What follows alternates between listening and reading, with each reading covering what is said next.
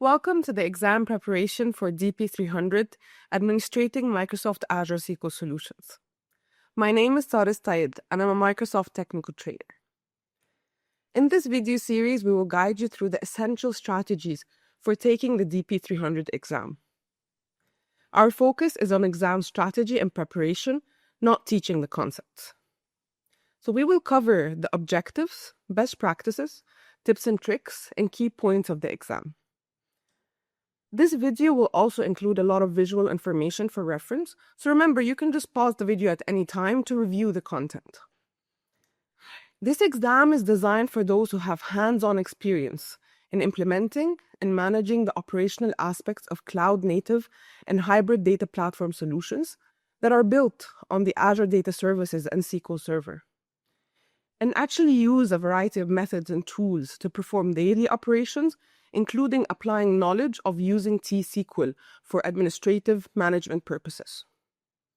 So your path to becoming an Azure Database Administrator Associate involves several steps. This video series is your comprehensive guide to exam preparation, covering essential topics and providing valuable study resources. Be sure also to make use of labs, study guides, practice tests, and focus on the skills highlighted during the exam prep course to ensure you are thoroughly prepared. Once you feel confident in your understanding of the content, it's time to take the exam. So now let's get started. This exam prep video series will help you with 3 key things. First, identifying what will be covered on the exam. Also help you gain insights on preparing for the exam, and to determine which concepts to prioritize and revisit for further study. So in this series, each episode will cover one of the 5 groups in the objective domain. For DP-300, these groups are: plan and implement data platform resources, implement a secure environment, monitor, configure, and optimize database resources, configure and manage automation of tasks, and lastly, plan and configure a high availability and disaster recovery environment. Each group has a specific weight, indicating the percentage of questions that will come from each area. Currently, episodes 1, 3, and 5 are the most heavily weighted section. So you may consider just focusing more of your study time there. However, to pass the exam, you also need to be familiar with skills in all of those groups. So let's dive into the content of episode 1, which focuses on planning and implementing data platform resources. In this episode, we will cover how to plan and deploy Azure SQL database solutions, configure resources for scale and performance, and also plan and implement a migration strategy. So in front of you here is a list of all of the different skills you may be tested on. These are sometimes referred to as the may include, meaning they may or may not be on your exam. This list isn't exhaustive, and while we won't be covering every single skill in this video, be sure you can perform these skills before taking the exam. Choosing the right database offering in Azure requires evaluating several key factors. First, assessing the client needs, for example. If an organization is migrating from on-prem SQL Server with infrastructure as a server, maybe that will be the best fit, while fully managed platform as a service is kind of ideal for our cloud-native applications. We also need to compare features between PaaS and IaaS, considering factors like cost, maintenance, and automation. Scalability also is super crucial understanding for our concepts like scaling out and SQL database hyperscale for handling those growing workloads. And lastly, high availability and disaster recovery strategies, which must be considered. And also security. This should never be overlooked. So each offering has different access controls and compliance features. Once you've chosen the right Azure SQL database, the next step is deployment. Here, automation is key. So we have ARM templates, which are JSON-based, and Bicep, which is more of a simplified syntax. And these allow repeatable, consistent deployments. Both can be deployed using the Azure CLI or Cloud Shell for efficiency, so know when to use each. ARM is kind of widely used. Bicep offers more a readable approach. So expect questions on also permissions needed for deployment and how infrastructure as a code improves security and scalability. In hybrid and multi-cloud environments, SQL Server management also can get complex. So that's where Azure Arc-enabled SQL servers come in. So Azure Arc extends the Azure management for SQL Server on-prem, at the edge, or in other clouds. And it gives you that kind of centralized inventory, gives you security insight and best practice recommendations. So there are some key integrations to know for the exam. You need to know about Microsoft Intra Authentication, which replaces the traditional logins. Microsoft Defender for Cloud, which will enable vulnerability assessment and proactive threat protection. And lastly, Microsoft Purview, which will ensure unified data governance across all those environments. So be prepared to compare Arc-enabled SQL versus fully managed Azure SQL solutions as well. Let's break down Microsoft Fabric and Azure SQL database and how that actually fits into it. You also need to know about Microsoft Fabric, which unifies data management, analytics, and AI, streaming workflows for data engineers, scientists, and analysts as well. Azure SQL database in Microsoft Fabric is also important. We need to know about data replication, how it automatically syncs SQL data to one lake in Parquet format, enabling advanced analytics and AI. We need to know about SQL Analytics Endpoint, which will help us optimize querying and reporting. And lastly, the default semantic model, which will simplify data analysis and visualization. Partitioning in Azure Table Storage is also a key concept for scalability and performance. Each entity has a two-part key: a partition key, which defines where the entity is stored, a row key, which will identify the entity within that partition. So for example, as you can see here on the screen, a customer info table partitioned by city. So the partition key is the city and the row key is the customer ID, which will optimize data access. So when designing Azure Table Storage, we need to keep these key principles in mind. For example, partitions and row keys, choose those based on data access patterns. Also, think about automatic scale out. How can I add a new partition key or create a new partition key so I ensure faster queries by keeping lookups within a single partition? For the DP-300 exam, you need to also know the 3 sharding strategies, starting with the lookup strategy. So lookup sharding routes actually requests based on tenant IDs, directing each query to the correct shard. So here, for example, you find tenant 55's data might go to shard A. This actually ensures an efficient data isolation and performance scalability. And we use this to minimize query scan size and improve our performance. However, don't mistake this as a universal solution. It's best for multi-tenant applications that require tenant isolation. Next strategy is the range sharding. This is a key method also to know. So data here is partitioned by a defined range. So here, as an example, you can see October orders go to shard A, November orders go to shard B. And we also have a central shard which maps direct queries to the correct shard as well. So this is kind of good for time series data or data sets with predictable key ranges. Finally, we have the hash sharding strategy, which distributes data evenly across multiple shards using a hash function. So that can be like a key attribute, like a tenant ID. We use this to prevent hotspots and ensure balanced workload distribution in large-scale application. This will help also with performance and scalability by evenly spreading out transactions across those shards. So this is ideal for multi-tenant apps and high transaction environments, where consistent query performance and scalability are also super crucial. So next, Azure offers infrastructure as a service and platform as a service options for deploying SQL Server each with different levels of control and management. So just know about the infrastructure as a service options, which is SQL Server on Azure VM, gives you more control. And the platform as a service, which is Azure SQL Database, Managed Instance, and SQL Edge. Also know about Azure SQL Database, which supports single databases for isolated workloads and elastic pools to optimize resources across multiple databases. Infrastructure as a service, as we said, gives more control. PaaS focuses on simplicity and automation.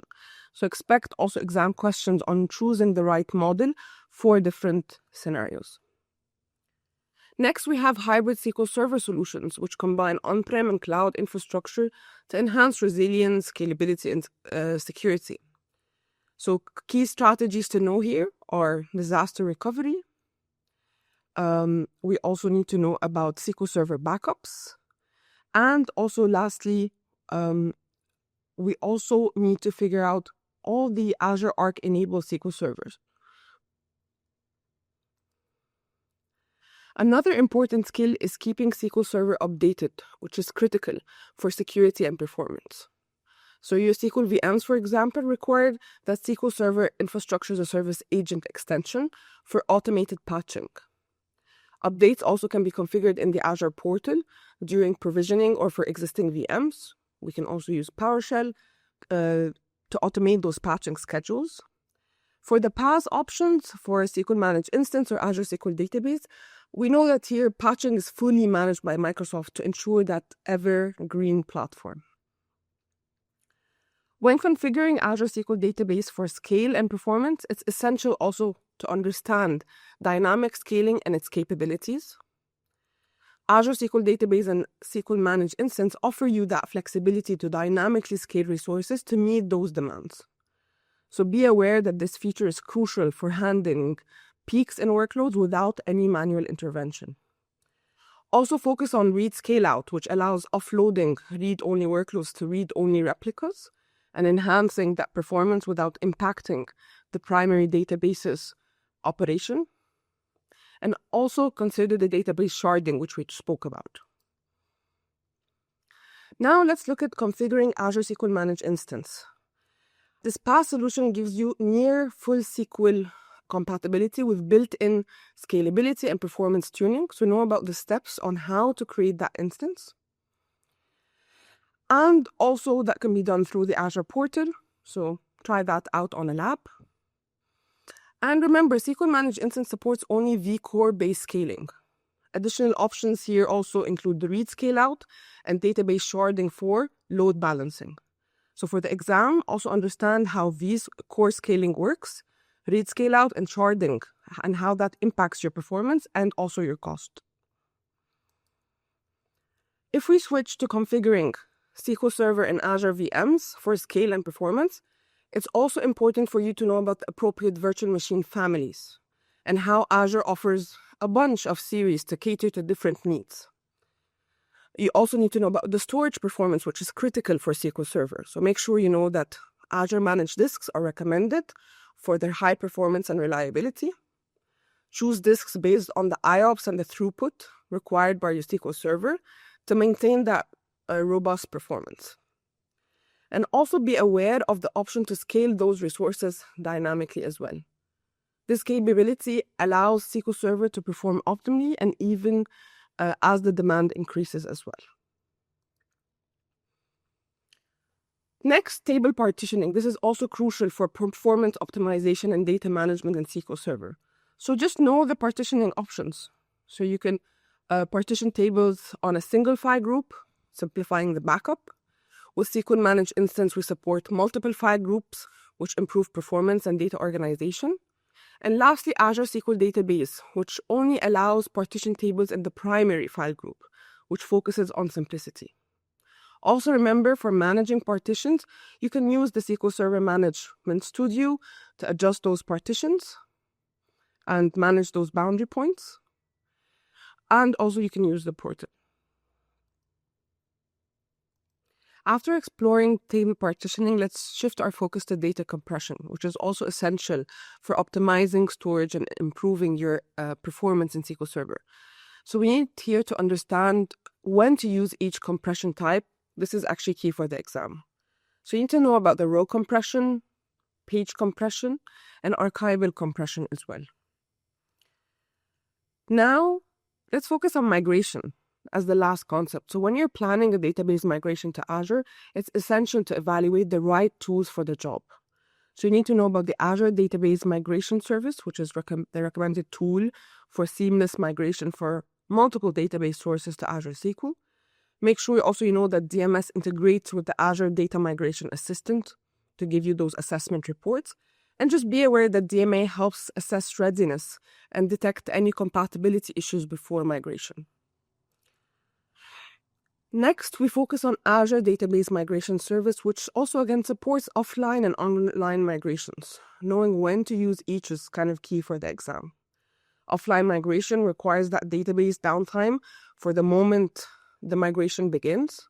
So tools like the Azure SQL migration extensions help you move backups into Azure SQL, while online migration kind of minimizes the downtime. You have that continuous synchronization of the data until that final cut over.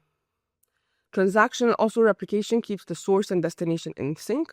So for this exam, you need to decide kind of which method best suits the business needs and technical requirements that you have. For online migration to SQL database, transaction replication is also a key strategy to know. As we said, this reduces the downtime. So also know how it works, know about the prerequisites for replication and how it has to be compatible with Azure SQL database, how Azure SQL database has to be configured as a subscriber, allowing real-time synchronization of the data and the schema changes. And on the other hand, offline migration, it is kind of a simpler but downtime-intensive approach to moving databases to Azure SQL. So just know about the key steps, how we use Data Migration Assistant to assess the compatibility, how we prepare and implement those fixes, and how we take the database offline actually before copying and migrating to Azure SQL. So understanding those steps, especially the need for planned downtime, is very crucial. Now that we've covered offline and online migration strategies, Azure DMS simplifies, as we said, moving database to Azure. But knowing how to configure it is also essential for the exam. So again, just know the key steps. Follow those on the lab and try those out yourself. Successfully migrating here between Azure SQL Service requires following a structured process using the Azure Database Migration Service. So here, you need to know the key steps to set up, configure, and monitor those migrations within Azure DMS. Know about the assess, the registration, also about kind of your creating that instance in Azure in the portal and how to orchestrate that migration. Mastering that database copy and move operations within Azure SQL Managed Instance is also another key for DP-300 exams. So key steps to remember: how to navigate to the managed instance. In the portal, how would I copy or move those operations? How can I put the source and destination details and validate those settings and monitor that progress as well? After migrating to Azure SQL, knowing how to identify and fix performance issues is also critical for the exam. Know about the key troubleshooting steps that you see in front of you here. To recap, in this episode, we discussed how to plan and deploy Azure SQL database solutions, configure resources for scale and performance, and plan and implement a migration strategy. Remember, this group accounts for 20 to 25% of the exam, so keep that in mind when preparing for the exam. Thank you for watching episode 1 on Plan and Implement Data Platform Resources. Be sure to join us for episode 2, where we cover implementing a secure environment.